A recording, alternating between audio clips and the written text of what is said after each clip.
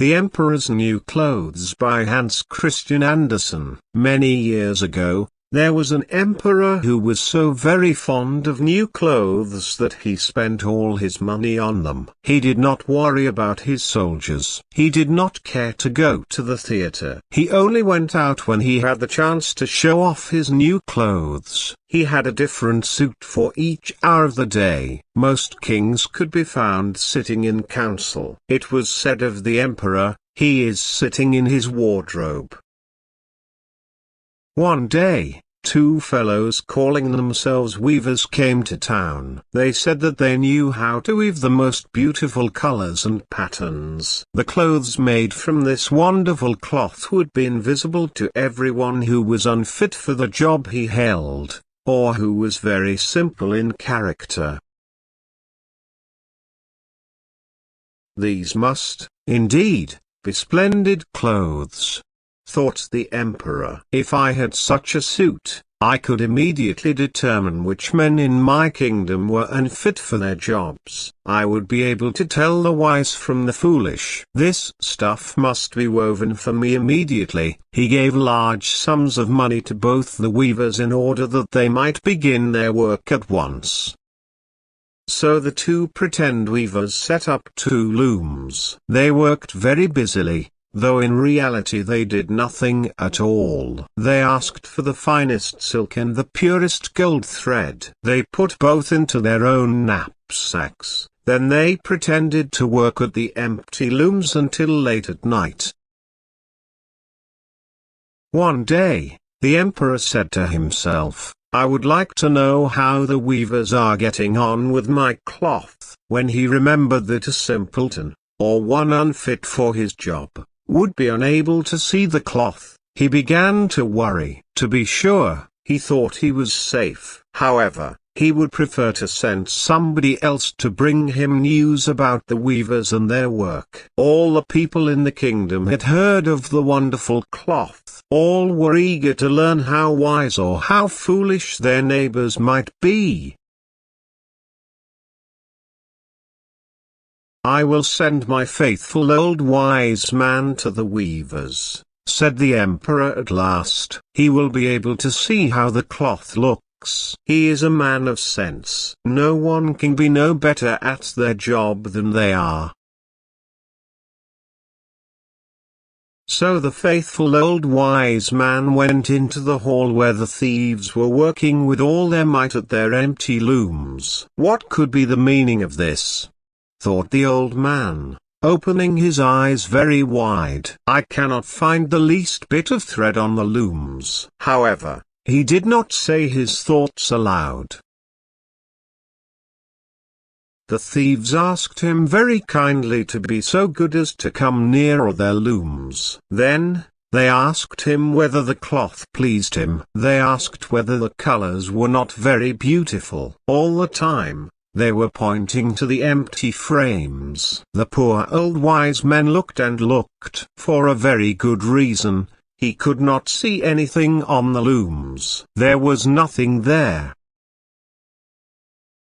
"What?" he thought again. "Is it possible that I am a fool? I have never thought so myself. If it is so, no one must know it now. Can it be that I am unfit for my job? No. The emperor must not know that either. I will never tell you that I could not see the stuff." "Well, sir," said one of the weavers, still pretending to work, "you do not say whether the cloth pleases you." "Oh, it is excellent," replied the old wise man, looking at the loom through his spectacles. "This pattern and the colors, yes. I will tell the emperor without delay how very beautiful I think they are." "We shall be much obliged to you," said the thieves. Then they named the many colors and described the pattern of the pretended material. The old wise man listened with care to their words, so they might repeat them to the emperor. The thieves asked for more silk and gold, saying that it was necessary to complete what they had begun. Once again, they put all that was given to them into their knapsacks. They went on working with as much effort as before at their empty looms. The emperor soon sent another man from his court to see how the weavers were getting on. Now he wanted to know if the cloth would soon be ready. It was just the same with this gentleman as with the wise man. First he looked closely at the looms on all sides. He could see nothing at all but the empty frames. "Does not the stuff appear as beautiful to you as it did to my lord the wise man?" asked the thieves of the emperor's second advisor.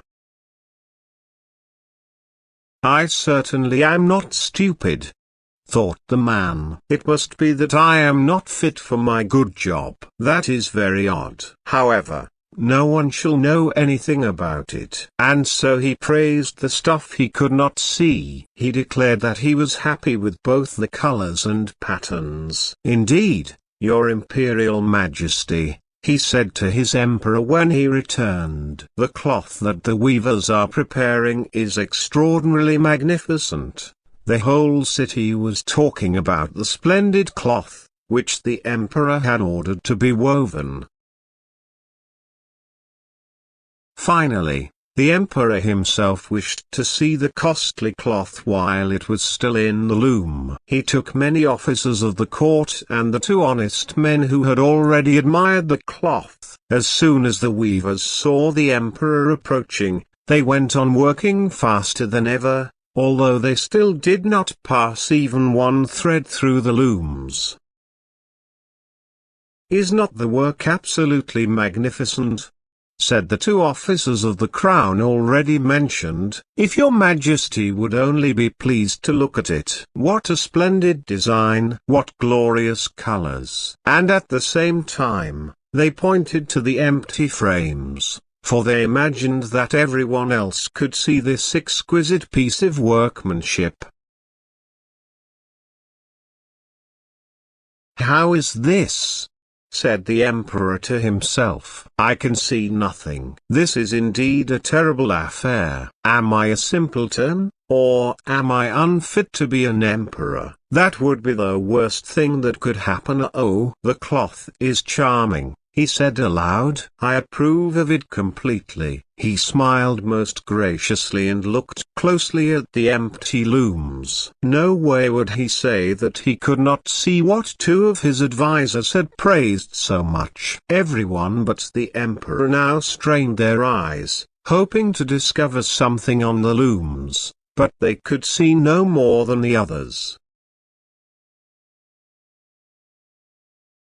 Nevertheless, they all exclaimed, "Oh, how beautiful!" and advised His Majesty to have some new clothes made from this splendid material for the parade that was planned. "Magnificent, charming, excellent," was called out on all sides. Everyone was very cheerful. The emperor was pleased. He presented the weavers with the emblem of an order of knighthood. The thieves sat up the whole night before the day on which the parade was to take place. They had 16 lights burning, so that everyone might see how anxious they were to finish the emperor's new suit. They pretended to roll the cloth off the looms. They cut the air with their scissors and sewed with needles without any thread in them. "See!" cried they, "at last! The emperor's new clothes are ready." The emperor, with all the grandees of his court, came to the weavers. The thieves raised their arms, as if in the act of holding something up. "Here are your majesty's trousers. Here is the scarf. Here is the mantle." The entire suit is as light as a cobweb. One might think they are wearing nothing at all when dressed in it. Despite the fact that none of the courtiers could see anything of this special cloth, everyone exclaimed, "Yes indeed." The emperor was undressed for a fitting, and the thieves pretended to array him in his new suit. The emperor turned round and from side to side before the looking-glass. Everyone cried out, "How splendid His Majesty looks in his new clothes! and how well they fit. What a design! What colors! These are indeed royal robes. I am quite ready, said the emperor. He appeared to be examining his handsome suit. The lords of the bedchamber, who were to carry his majesty's train, felt about on the ground as if they were lifting up the ends of the mantle. Then they pretended to be carrying something, for they would by no means want to appear foolish or not fit for their jobs.